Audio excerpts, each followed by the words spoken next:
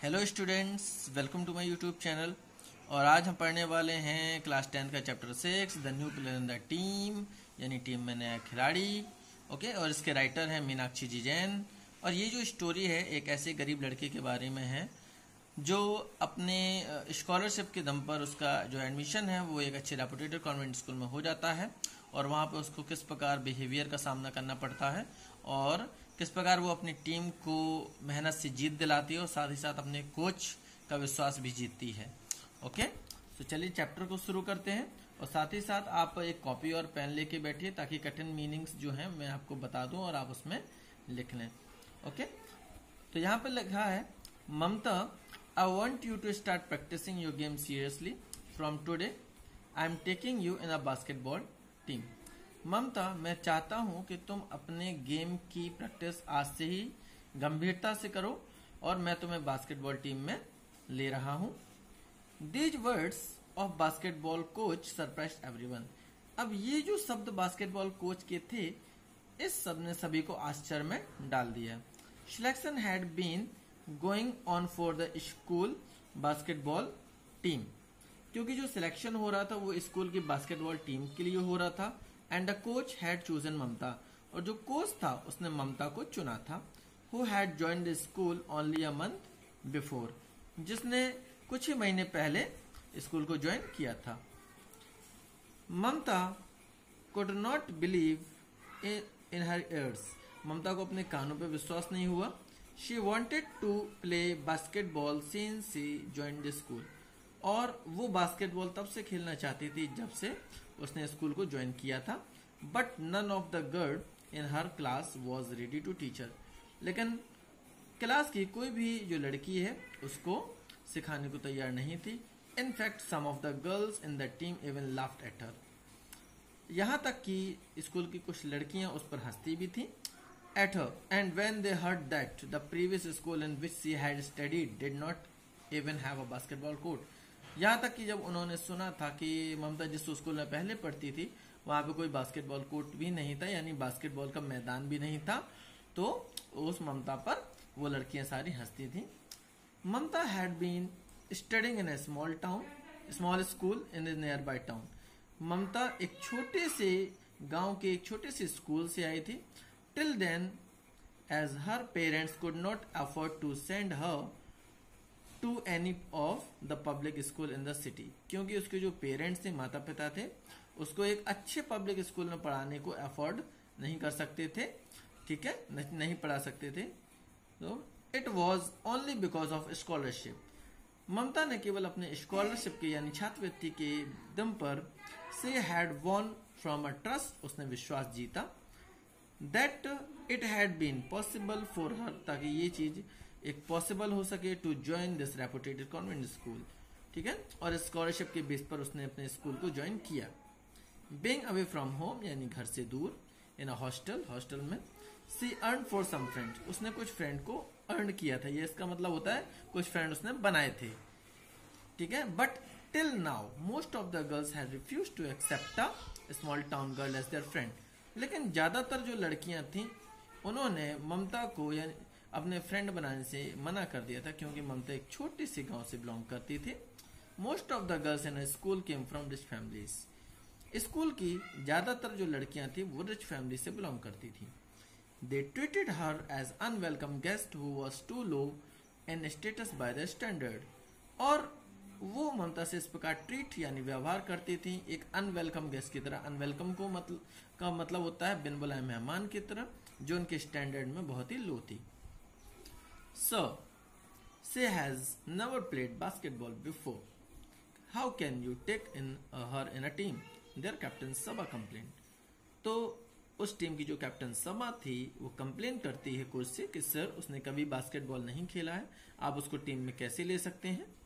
Don't be mean Saba, there is always a first time for everyone. तो सबा ज्यादा मतलबी मत बनो, सभी के लिए पहली बार फर्स्ट टाइम होता है। Can't you see, क्या तुम्हें दिखाई नहीं देता, how good her passes are, उसके जो पासेस हैं यानी वो बॉल को कितने अच्छे से फेंकती है। And physically she is fitter than any of you, और साथ में वो शारीरिक रूप से भी तुम सबसे ज्यादा फिट है। The physical education teacher admonish Shaba, यानी उनके जो फिजिकल एजुकेशन टीचर थे उन्होंने सभा को एडमोनिश किया, मतलब डांटा।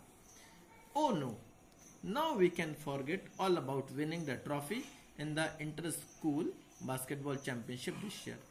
अरे नहीं, हमें इस बार भी अपने स्कूल के बास्केटबॉल की चैंपियन ट्रॉफी को भूलना पड़ेगा।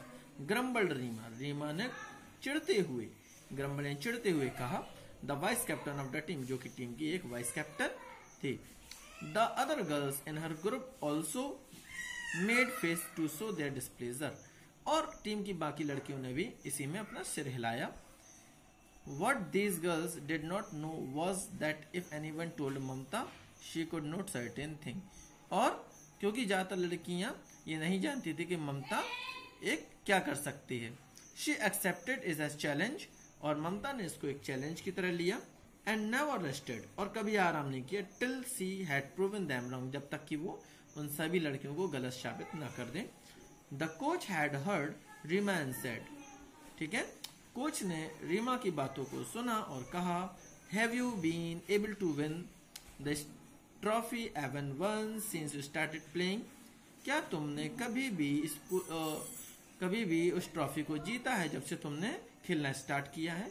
मे बी दिस ईयर, शायद इस वर्ष, you will win at last because of Mamata, शायद इस वर्ष तुम ममता की वजह से उस ट्रॉफी को जीत जाओ। Mamata was touched by that remark, और ये जो टिप्पणी थी कोच की, ये जो रिमार्क था, इस टिप्पणी से ममता को काफी अच्छा लगा। और ये जो थी टिप्पणी उसके दिमाग में रही कि शायद उसने सोचा कि हमारे बिना जो टीम है वो अधूरी है। She silently thank to the coach, उसने चुपचाप तरीके से कोच को धन्यवाद दिया for his support and made up her mind, और अपने दिमाग में ये निश्चित किया to be show good at the game that team would feel incomplete without her. उसने ये भी सोचा कि मेरे बगैर जो टीम है वो क्या है, वो एक अधूरी सी टीम है। नेक्स्ट पैराग्राफ पे देखते हैं। She thought of the famous word that her mother often repeated to her. अब उसने अपने माता के, यानी उसने अपनी माँ के कुछ अपने फेमस शब्दों को याद किया। Practice makes a man perfect, यानी मनुष्य व्यक्ति को पूर्ण बनाता है। So she started using all her free time in the practicing basketball. तो अब उसने क्या किया, अब उसने उसके पास जितना भी फ्री टाइम था उसने अपने फ्री टाइम को प्रैक्टिस में, बास्केटबॉल की प्रैक्टिस में लगा दिया। She was thankful that the coach was helped her in every way, और साथ ही साथ उसने अपने कोच को भी धन्यवाद दिया जो हर जगह पे उसके मार्गदर्शन करते थे। She kept perfecting her passes and her techniques, और साथ ही साथ अपने जो पासेस है उसको वो परफेक्ट करने की कोशिश करती रही और अपनी टेक्निक्स को, यानी कि अपनी तकनीक को भी सुधार करती रही। विथ फर्म डिटर्मिनेशन, अपने दृढ़ संकल्प के साथ। Even the snide remarks from the teammates made her more resolute, यहाँ तक कि जो साथी खिलाड़ी उसकी आलोचना करते थे, स्नाइड रिमार्क्स का मतलब होता है बुराई या आलोचना, उससे भी उसको बहुत ही मजबूती, रिजोल्यूट यानी वो मजबूत हुई। Like that time when she dropped a pass and Hema said, तो खेलते हुए एक बार जब उसके हाथ से गेम जो थी वो जब ड्रॉप हुई, she dropped a pass, Hema said, Hema ने कहा, do you have butter fingers that you can not even hold the ball properly? क्या तुम्हारी उंगलियों में मक्खन लगा हुआ है क्योंकि तुम बॉल को ठीक से नहीं पकड़ पा रही हो? और व्हेन रीमा सेड, और रीमा ने कहा, don't try to act nice on the court, यानी जो कोर्ट है, मैदान है, उसमें ज्यादा एक्ट यानी कि ज्यादा आप स्मार्ट बनने की कोशिश ना करें, यानी कि अच्छा बनने का प्रयास ना करें।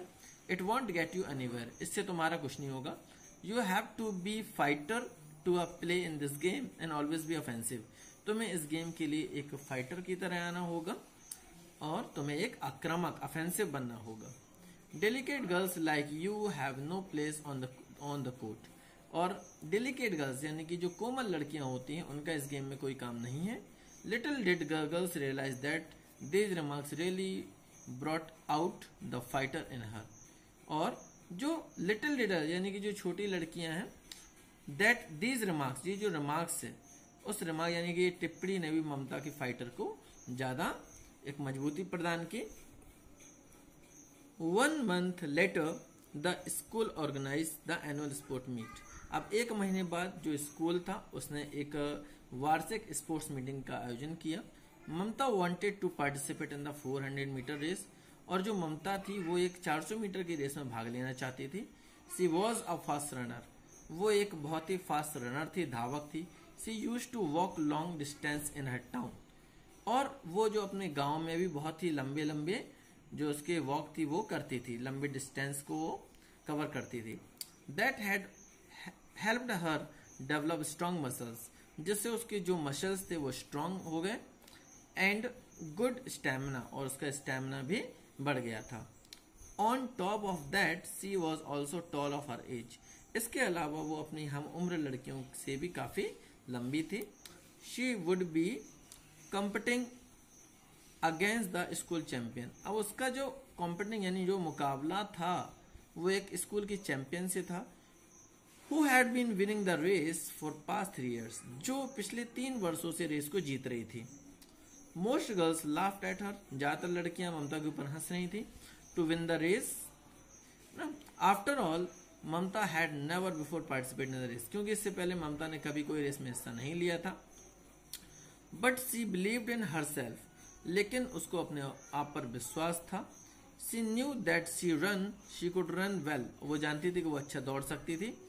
It was just a matter of rigorous practice, क्योंकि उसकी जो प्रैक्टिस थी बहुत ही एक हार्ड प्रैक्टिस थी, कठिन प्रैक्टिस थी। And she wanted to win for a very strong reason, इसके अलावा एक बहुत ही जीतने के पीछे उसका एक कारण भी था। सी felt that winning against the school champion would also help her somehow in her basketball game, और वो ये भी समझती थी कि कहीं ना कहीं इस जीत से उसके कैसे भी एक बास्केटबॉल जो गेम है उसमें मदद मिलेगी। So she started concentrating on her speed, इसलिए उसने अपनी स्पीड पर कंसंट्रेट ध्यान लगाया। When she exercise in the morning, ठीक है, जब उसने सुबह सुबह इसकी प्रैक्टिस की थी, एक्सरसाइज की थी। ठीक है, अब अगले पैराग्राफ में देखते हैं। The day of the race dawn, यानी कि जो रेस का दिन था वो आया। It turn out to be a close race, और एक बहुत ही क्लोज रेस हुई। टूवर्ड्स द एंड, यानी अंत तक, Mamta caught up with the champion, और जो ममता थी वो चैंपियन के बिल्कुल करीब थी। Her eyes were fixed at her finishing line, और उसकी जो आंखें थी वो बिल्कुल फिनिशिंग लाइन की तरफ थी। Like Arjun in the Mahabharata aiming the fish eye, ठीक उसी प्रकार जिस प्रकार महाभारत में अर्जुन का लक्ष्य केवल एक फिश की आंख थी। Mamta too could see nothing else, Mamta को भी इसके अलावा कुछ और नहीं दिखाई दे रहा था। And in the end did she did win, और अंत में वो जीती। Though by a couple of second only, लेकिन ममता की जीत में केवल कुछ ही सेकंड से ही थी। It was so unexpected that there was a moment in the silence all around cross the finishing line, और वहां पे जैसे ममता उस लाइन को क्रॉस किया वहां पे एक शांति का वातावरण छा गया। इवन द जजेस on the field were surprised, यहाँ तक कि वहां पे जो बैठे हुए जजेस थे वो भी आश्चर्य में पड़ गए। That somehow looking so frail and delicate, क्योंकि जो उन्होंने देखा कि जो ममता है वो एक नाजुक, फ्रेल मतलब एक कमजोर सी लड़की है, एक कोमल सी लड़की है, वो इतना तेज दौड़ती है।